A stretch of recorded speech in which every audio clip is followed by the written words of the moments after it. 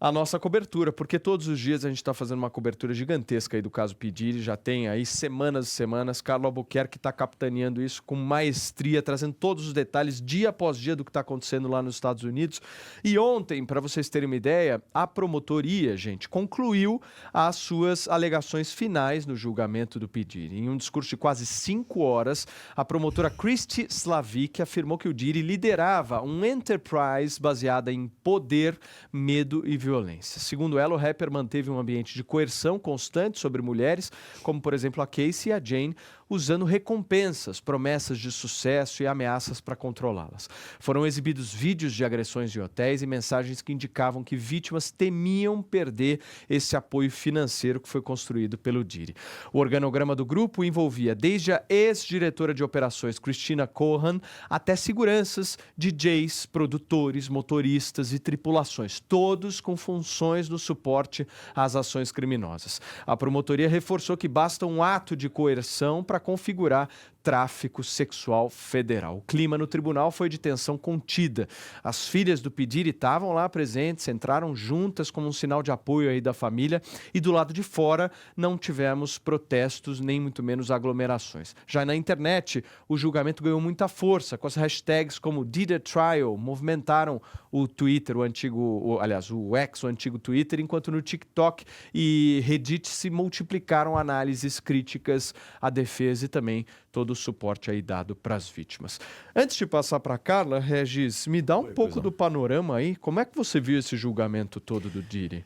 Na verdade, esse processo todo, ele guarda certa semelhança com o do R. Kelly, no sentido de assédio não, né? Praticamente cárceres, sexuais, abuso, aquele tipo de coisa.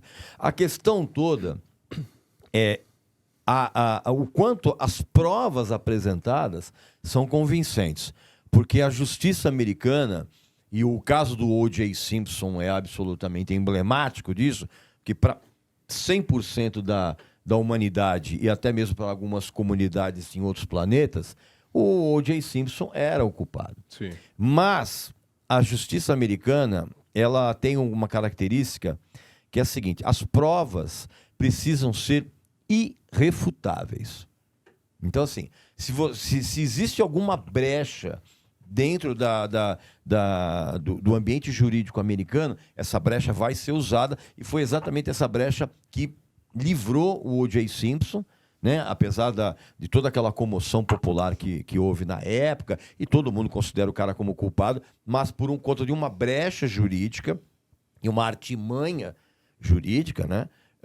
Ele foi inocentado. É um absurdo, mas ele foi inocentado. Então, no caso do P. Diddy, ao contrário do R. Kelly, que as provas eram realmente irrefutáveis, e hoje o R. Kelly está tomando café naquela canequinha de metal lá e tomando banho de sol duas horas por dia, e ele pegou uma pena de 30 anos, e lá, se não me engano, se não me falha a memória, não tem esse negócio de cumprir um sexto da pena. Vai cumprir toda. Vai cumprir integral.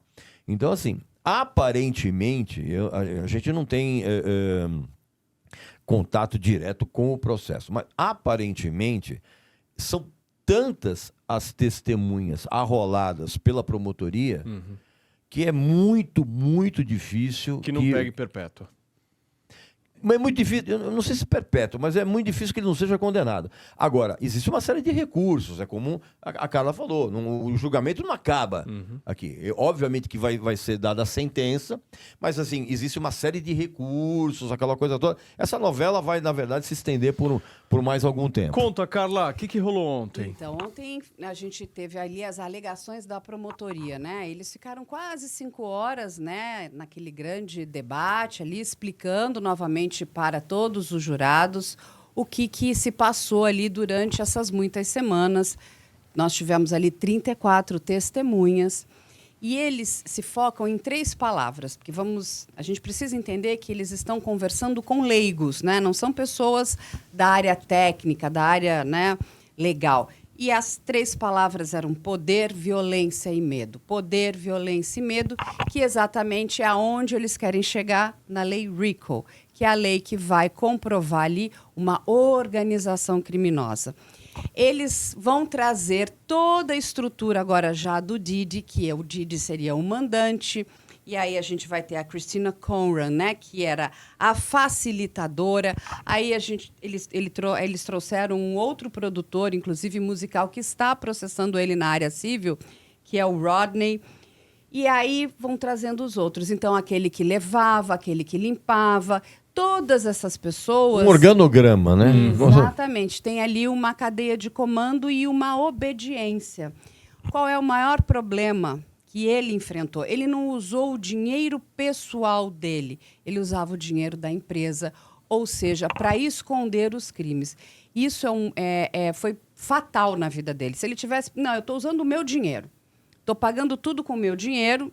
Aí é uma outra coisa. A gente também teria violência, mas você ficaria com mais dificuldade de comprovar essa estrutura de uma organização criminosa.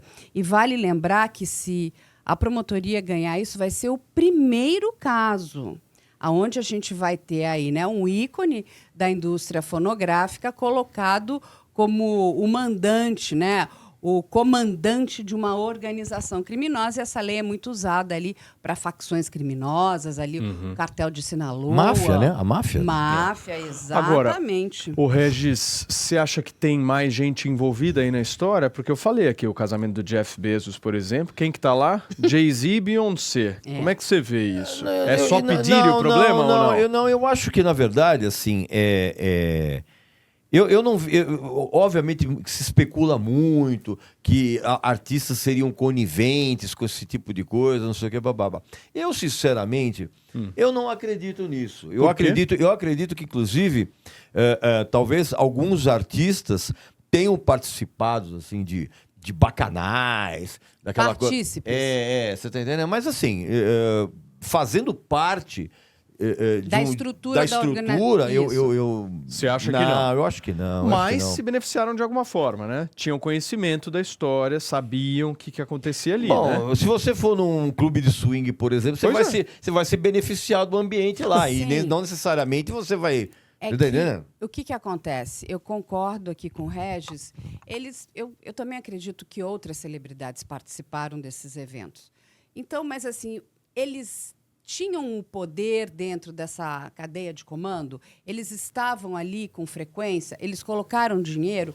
Tanto que tem fotos assim das festas do PJ. A promotoria teria que comprovar tudo isso. Então, no máximo, digamos que a gente tem a imagem dessas pessoas. Eles responderiam por omissão, se você não consegue comprovar. Vamos dizer, num júri tão complexo como esse... a promotoria trazer esses elementos acaba beneficiando a defesa, porque isso vai embolando o meio de campo, aí aqueles jurados não vão entendendo nada. Mas o que ele fazia? Ele também colocava dinheiro, ele era sócio do Puff Daddy. Então, o que eles, nesse primeiro momento, foi a linha de ação deles? Vamos atacar o Diddy. Se ele cai, gente, não tem dúvida que essa Christina Conran é a próxima, né? Como a Ghislaine Maxwell do Jeffrey Epstein.